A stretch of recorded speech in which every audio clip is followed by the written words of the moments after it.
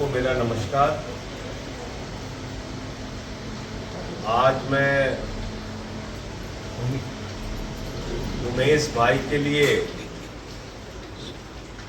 भावनगर लोकसभा क्षेत्र से जो इंडिया गठबंधन के उम्मीदवार हैं, आम आदमी पार्टी के उम्मीदवार हैं, उनके लिए जनता से अपील करने के लिए हाथ जोड़कर वोट मांगने के लिए आया हूं और इनको इस क्षेत्र की जनता ने अपना आशीर्वाद और वोट देकर गुजरात की विधानसभा में पहुंचाया, विधायक बनाया और जिस प्रकार का माहौल है, ये बताया जा रहा है कि बीजेपी ने एक डमी कैंडिडेट को यहां पर उतारा है। लोग उमेश भाई को वोट देने के लिए पूरी तरीके से तैयार हैं और ये यहाँ से चुनाव जीतेंगे, ऐसा मेरा विश्वास है, यकीन है गुजरात की जनता पे, भावनगर की जनता पे। जो इस समय माहौल चल रहा है उसमें सबसे ज्यादा आक्रोश, सबसे ज्यादा गुस्सा, जहां एक तरफ महंगाई और बेरोजगारी के कारण लोगों के अंदर है, वहीं दूसरी तरफ क्षत्रिय समाज के बहु बेटियों पर जिस तरीके से सवाल इनके केंद्रीय मंत्री ने उठाया, रूपाला जी ने, उसके कारण भी लोगों में बहुत नाराजगी और गुस्सा है।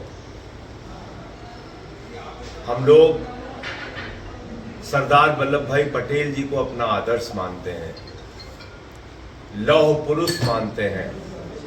उनके एक आह्वान पर राजपूतों ने, रजवाड़ों ने अपनी रियासत सौंप दी, राष्ट्र के हित में, देश के हित में। हमारे समाज के लोगों ने अपील की कि प्रधानमंत्री जी, जिस व्यक्ति ने हमारे बहु बेटियों का अपमान किया है, कम से कम आप उसका टिकट काट दीजिए। इसके लिए भी प्रधानमंत्री जी तैयार नहीं हुए, भारतीय जनता पार्टी तैयार नहीं हुई और क्षत्रिय समाज को और अपमानित करने के लिए रूपाला को टिकट दिया है। इसका गुस्सा, इसकी नाराजगी पूरे देश में क्षत्रिय समाज के अंदर है और भावनगर के लोग भी, जो भी राजपूत समाज के हैं, वो उमेश भाई को वोट करेंगे विरोध स्वरूप भारतीय जनता पार्टी के अपमान का, रूपाला के अपमान का बदला लेने के लिए।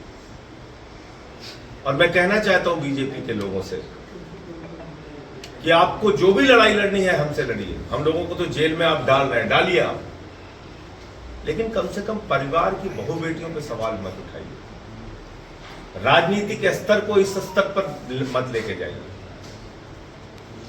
आज क्या कर रहे हैं? विपक्षी नेताओं को एक एक करके जेल में डाला जा रहा है पूरे देश में। झारखंड के मुख्यमंत्री को पकड़ के जेल में डाल दिया। दिल्ली के 3 बार के निर्वाचित लोकप्रिय मुख्यमंत्री अरविंद केजरीवाल जी को पकड़ के जेल में डाल दिया। मनीष सिसोदिया जी को पकड़ के जेल में डाल दिया। सत्येंद्र जैन को पकड़ के जेल में डाल दिया। मुझे 6 महीने जेल में रखा। हमारे विधायक चेतर भाई को, उनकी पत्नी को जेल में डाल दिया। अब क्या लोकतंत्र को ऐसे चलाना चाहते हैं? इस तरह से आप करना चाहते हैं? गोपाल इटालिया पे यहां पे फर्जी मुकदमे लिखे गए, इनको जेल में डाला। अगर ऐसे आप लोकतंत्र को चलाना चाहते हैं तो मैं बार बार इस बात को कह रहा हूं कि भारत का संविधान, भारतीय जनता पार्टी 2024 में अगर गलती से जीत गई तो भारत का संविधान खत्म करेगी, आरक्षण खत्म करेगी और चुनाव की ताकत, वोट देने का अधिकार छीन लेगी। इसकी शुरुआत सूरत में हो चुकी है। सूरत में बगैर चुनाव के बीजेपी जीत जा रही है। चंडीगढ़ में आम आदमी पार्टी जीत रही है, काट के वोट बीजेपी को जिता दिया गया। वो तो सुप्रीम कोर्ट का धन्यवाद कि उन्होंने हमारे कैंडिडेट को जिताया। अभी मेयर का चुनाव दिल्ली के अंदर रोक लगा दिया गया। तो पूरे देश में धीरे धीरे चुनाव बीजेपी खत्म करेगी और 2024 में गलती से बीजेपी जीत गई तो चुनाव को खत्म करेगी, आरक्षण को खत्म करेगी। और ये बात अकेले मैं नहीं, सभी विपक्षी पार्टियां मानती हैं, इस देश के लोग मानते हैं। क्या कहा इनके अयोध्या के प्रत्याशी लल्लू सिंह जी ने? 400 सीट दे दो, संविधान बदलना है। ज्योति मिर्धा इनकी प्रत्याशी राजस्थान से कहती है 400 सीट दे दो, संविधान बदलना है। अनंत हेगड़े इनके पूर्व केंद्रीय मंत्री कहते हैं 400 सीट चाहिए, संविधान बदलना है। अरुण गोविल जी कहते हैं 400 सीट चाहिए, संविधान बदलना है। खुद प्रधानमंत्री जी कहते हैं 400 सीट दे दो, संविधान बदलना है। और अभी सबसे बड़ी घटना जो सामने आई वो इस रूप में सामने आई कि अमित शाह जी कह रहे हैं 50 साल देश में राज करेंगे और सूरत में बगैर चुनाव के बीजेपी जीत रही। ये 50 साल राज करने का फॉर्मूला है, इसी फॉर्मूले से बीजेपी 50 साल राज करेगी। लेकिन मैं गुजरात के लोगों से और देश के लोगों से अपील करना चाहता हूं, इनके 400 पार के नारे के चक्कर में मत पड़ना। इन्होंने बंगाल में कहा था 200 पार, आई 77। इन्होंने हरियाणा में कहा 75 पार, आई 40। महाराष्ट्र में कहा 150 पार, आई 105। दिल्ली में कहा 45 पार, आई 8। झारखंड में कहा 65 पार, आई 23। मिजोरम में कहा 21 पार, आई 1। अभी कह रहे हैं 400 पार, 400 पार, 400 पार। जनता के लिए तड़ी पार, तड़ी पार, तड़ी पार। इनको हराने के लिए लोग संकल्प ले चुके हैं। आज मुद्दा 10 साल के बाद दुख की बात है कि भारत के प्रधानमंत्री अपने रिपोर्ट कार्ड पे वोट नहीं मांग रहे हैं। आम आदमी पार्टी का नेता जाता है वोट मांगने तो कहता है देखो दिल्ली में ऐसे स्कूल बनाए, पंजाब में ऐसे स्कूल बनाए, मोहल्ला क्लिनिक बनाया, भगवंत मान ने ये काम किया, केजरीवाल जी ने ये काम किया। हम उसके नाम पे वोट मांगते हैं। हमारे साथ जो उत्पीड़न हुआ हम कह रहे हैं जेल का जवाब वोट से दो, हम उसके नाम पर वोट मांगते हैं।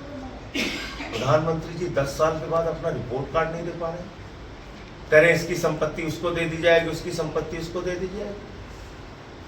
अरे आपने कभी सोचा है प्रधानमंत्री जी आपने भारत की संपत्ति किसको दे दी?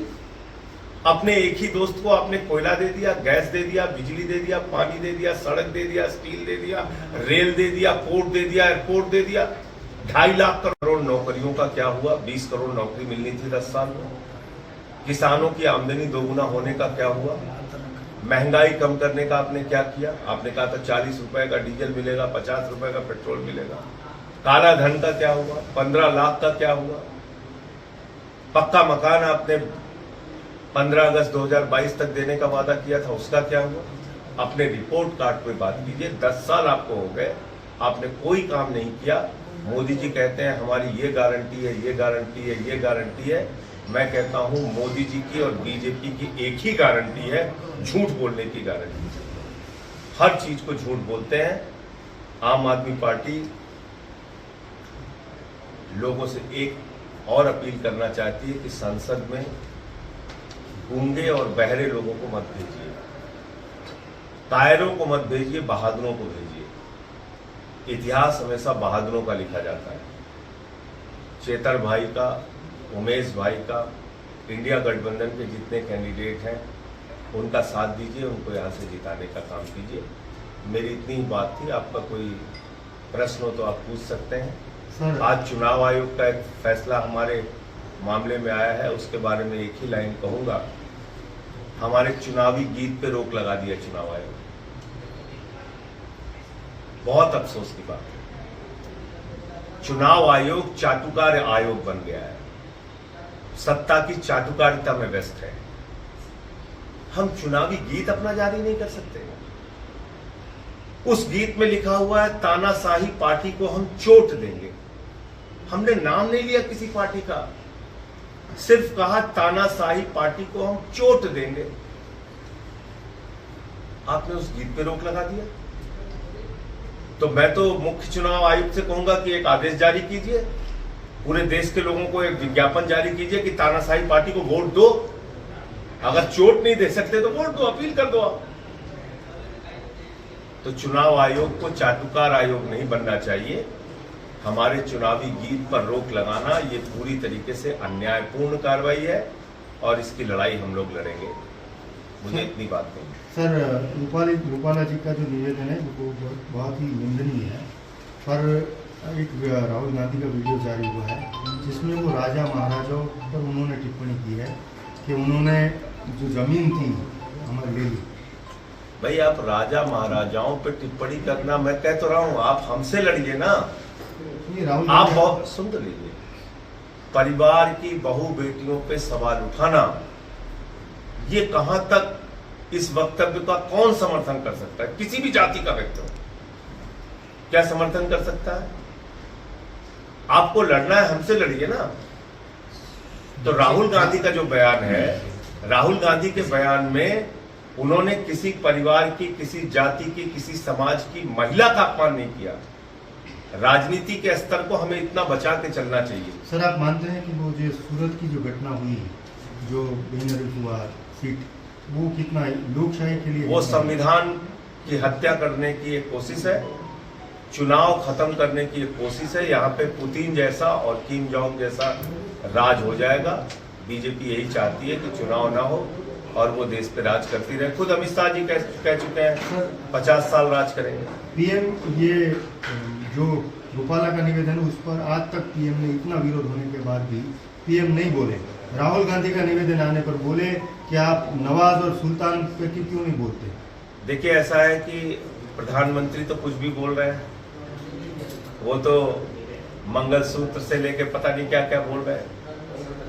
सोने की कीमत कितनी थी 2014 में? 27,000। आज कितनी है? 81,000। मंगलसूत्र महंगा हुआ कि सस्ता हुआ? मंगलसूत्र आपने सस्ता किया कि महंगा किया? आप बताइए ना।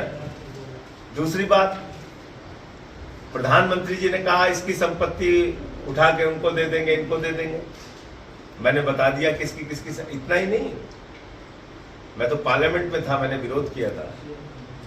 तालिबान को देश के बजट से 200 करोड़ रुपए गया है मोदी जी के राज में। तालिबान को 200 करोड़ रुपए। 50,000 मैट्रिक टन गेहूं तालिबान को गया है। 20,000 मैट्रिक टन गेहूं तालिबान को गया है। मैं पूरी जिम्मेदारी से बात कह रहा हूं, किसी बीजेपी के नेता से मना करवा दीजिए। जो गाय काटने वाली कंपनियां हैं, उनसे आप जो है चंदा ले रहे हैं, गौ माता का अपमान कर रहे हैं आप। तो इसलिए प्रधानमंत्री तो, अभी आज एक घटना हुई है कर्नाटका में, देवगौड़ा के पोते का मामला सामने आया है। देखिए, निकृष्टता की पराकाष्ठा है सर। राक्षसों जैसा काम किया है उस सांसद ने, और जो देवगौड़ा का पौत्र है सर, और मोदी सरकार ने उसको भगा दिया, चला गया हिंदुस्तान छोड़ के। हजारों वीडियो उसके आए हैं। सर, गुजरात में क्षत्रिय समाज ऐसा भी कह रहा है कि कुछ दोनों पक्ष, उनके जो समाज है उनको टारगेट करके ये सब चला रहे हैं, उसके बारे में क्या कहेंगे सर? देखिए, मैं खुद क्षत्रिय समाज से आता हूं, इसलिए मैं आपको कह रहा हूं कि आप जो भी, मेरा इतना ही कहना है, आपको जो भी लड़ाई लड़नी है, राजनीति करनी है, हमसे करिए ना, हमसे लड़िए। परिवार की बहु बेटियों पे, खानदान की बहु बेटियों पे, पुरखों की बहु बेटियों पे आप सवाल उठाएंगे, इसको कतई बर्दाश्त नहीं किया जाएगा। सूद समेत पूरे देश का क्षत्रिय समाज इनको जवाब देगा। सर, राहुल गांधी ने भी ये जो कर्नाटका में जो निवेदन दिया, क्षत्रिय समाज से आप आ रहे हैं, मैंने बोला तो उस पर कि जो भी लड़ाई लड़नी है हमसे लड़िए, हमारे बारे में बोलिए, हमारे बारे में बोलिए। बहु बेटियों के बारे में बोलने का कोई अधिकार नहीं। सर, लास्ट सवाल, अभी दिल्ली में, पंजाब और हरियाणा में क्या हो सकता है परिणाम की आपकी क्या अपेक्षा है? जैसे अभी केजरीवाल को जिस तरह से लिया गया है। देखिए, दिल्ली में तो जनता एक ही चीज कह रही है, हमारे जिस बेटे ने, अरविंद केजरीवाल ने हमारे बच्चों की अच्छी शिक्षा दी, फ्री बिजली दिया, फ्री पानी दिया, मोहल्ला क्लिनिक बनवाया, फरिश्ते स्कीम लाया, बुजुर्गों की तीर्थ यात्रा लेके आए, 1,000 रुपए प्रति माह महिलाओं को देने की योजना लाई। जो व्यक्ति इतना काम हमारे लिए कर रहा है, हम उसको जेल में डालने का जवाब अपने वोट से